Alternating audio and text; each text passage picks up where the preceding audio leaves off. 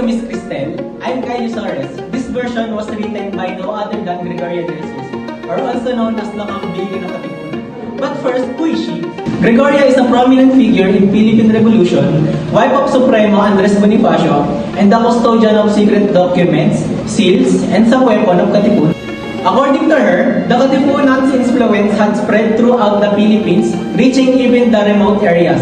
When our existence was discovered and some members were arrested, we hurriedly returned to Caloocan. However, under the close surveillance by Spanish authorities, Andres Bonifacio and other Katipuneros left the town shortly after. It was then the uprising began, marked by the first cry for freedom on August 25, 1896. Meanwhile, I remained with my parents upon learning through friends that the Spanish were coming to arrest me. I fled town late at night, stealthily making my way through the rice fields to La Loma. Intending to return to Manila, sadly, I encountered the fear of rejection. In every house, I sought refuge as the occupants feared their own safety. Later, I discovered that those who had sheltered me were captured and harshly punished, with some even exiled. Among them was an uncle of mine who I had visited that night, and he passed away in exile.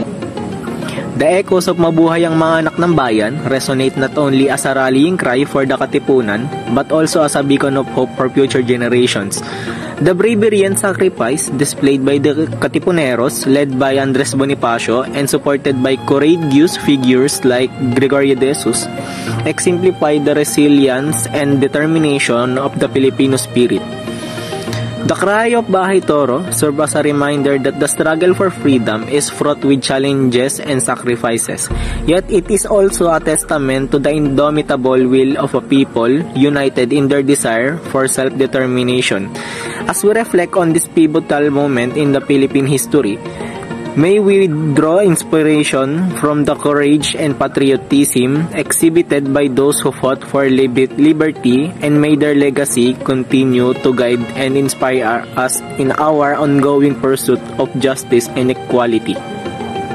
As we reflect on the cry of Bahay Toro, stand as a testament to the unwavering spirit of the Filipino people in their quest for freedom and independence.